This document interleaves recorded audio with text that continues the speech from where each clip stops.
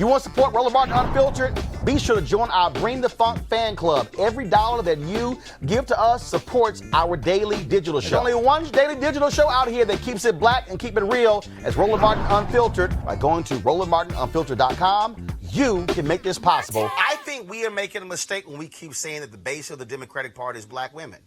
Here's why, okay? In Alabama, all the focus was on black women. About 94% of black men also voted for Doug Jones. The reality is, if you look at the numbers, black women voted the highest for Hillary Clinton. The second highest group that voted for Hillary Clinton was black men. And I think it's a mistake for candidates to ignore black men.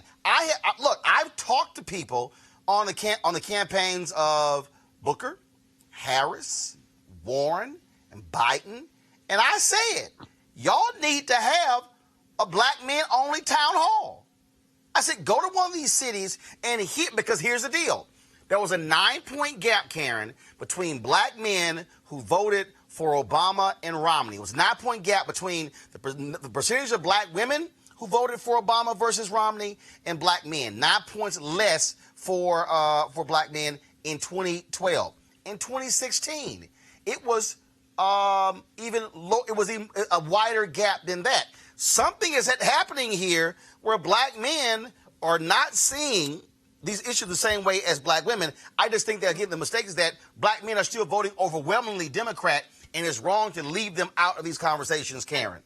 You're spot on. Absolutely. I think having a black men only town hall because the issues are different, but let's not mistake it. You know, when we look at Stacey Abrams and the work that she did with Higher Heights and other organizations to mobilize voter registration, and it's usually black women leading that push, right, and black men coming along behind them. But no, you're absolutely right. We cannot ignore anybody in this election cycle. And let me just be clear about this. I wasn't discounting body cams, but I don't think body cams are getting us, any more justice than we've ever had. I think we need to start looking at this thing differently and using tech more, et cetera. But I think you're spot on with getting black men involved in the issues that are affecting them.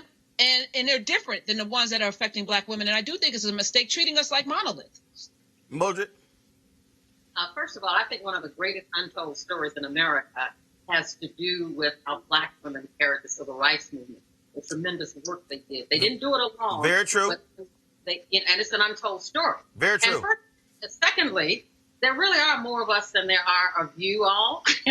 and that's not to be negative, but the lesson here, and I told my audience in Detroit, is that we need to look at what black women in Alabama and Georgia did. They delivered. They didn't deliver at the expense of black men. They didn't deliver without black men. But they worked it and delivered in a way that we have not seen in a very, very long time. Right. All I'm saying, though, is the mistake. Right. But here's, follow me here. And I've seen this with candidates. What I'm saying is this here, and I've said this to Tom Perez. Common sense says, if there was a 9-point gap between black men and black women for Obama and Romney, and there was a larger gap between black men and black women when it came to Hillary and Trump, I said, y'all got a black male problem. I said, now here's the deal. You can't afford, if you're a Democrat, you can't afford for 82% of black men supporting a Democratic candidate. You need that number to be like black women, 90, 92, 94%. Now, I don't know specifically why. Now I do believe that, and I do know for a fact there were black men who were like, I'm not going to vote for a woman. And brothers, just like some white men who I talked to during the campaign, need to get the hell over that somehow, as if a woman can't be president. But what I'm saying, though, is when you keep hearing it over and over and over again, Mo, black women, black women, black women, what I'm saying is there's a gap on this side, and you might want to pay attention to it, because you can go hard for black women and get that number to be 94, 95, 96. But if the black male number is 86, 84, 82, 80, that actually cancels out the increase, Mo, of black women.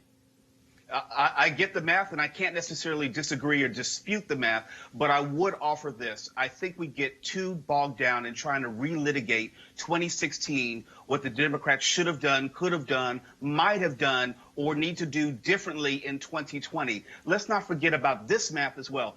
Donald Trump won by basically 80,000 votes across 3 or 4 states. If we rearrange that, we're not having any of these discussions, and the Democratic Party is just going to just move forward as it wanted to. So, but it can't be denied that the energy is coming from specifically black women. It's already been said. If we talk about what happened in Alabama, if we talked about what happened in Georgia, if we talk about Stacey Abrams, who was chosen to give the Democratic response to the State of the Union, it says to everyone, not even in this conversation, that the Democratic Party has chosen black women to lead us into the future. And I'm saying it's okay with me, and I think the numbers long term will bear it out. And I'll leave you with this.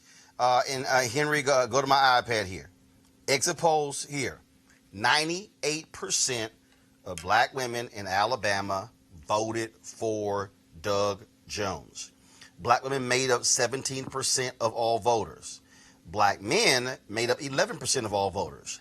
93% voted for Doug Jones. All I'm saying is, if you're trying to make an argument, you better focus on both and not leave out one, because every vote is going to matter if they want to send Donald Trump packing to Trump Tower or Mar-a-Lago, where in the hell he's going to go to. All right, folks, back to that Roland Martin Unfiltered video in just one moment. All right, folks, they're back. MarijuanaStock.org has another great investment opportunity. If you were lucky enough to invest in their last crowdfunding campaign, you know they raised a bunch of money in just a few months investing in legal marijuana farms. Those initial investors now own shares of a publicly traded company. And, of course, again, a lot of y'all sent me emails saying, how can I get involved? Well, guess what? Now they have a new investment opportunity that is as good, if not even better than the last one. I'm talking about industrial hemp CBD. For those who don't know, the hemp plant is the cousin to marijuana with a much higher concentration of CBD, which means hemp CBD gives you all the medical benefits of marijuana without getting you high. Until recently, hemp farming was practically illegal in the U.S. and heavily regulated by the DEA. But the 2018 Farm Bill changed all of that, making it legal to grow hemp CBD in the United States and creating one of the largest commodities worldwide. They need land to grow all of the plants, and this makes for an incredible investment opportunity. And that's where our good friends at 420 Real Estate come in. Their business model is simple. They buy land that supports hemp CBD grow operations and lease it to licensed high-paying tenants. That's right, they are hemp CBD landlords, and you can get in on the action. You can invest in the crowdfunding campaign for as little as $200 up to $10,000. Now, all you got to do is go to marijuanastock.org. That's marijuanastock.org to get in the game. You should do it now. Now back to your Roland Martin Unfiltered video.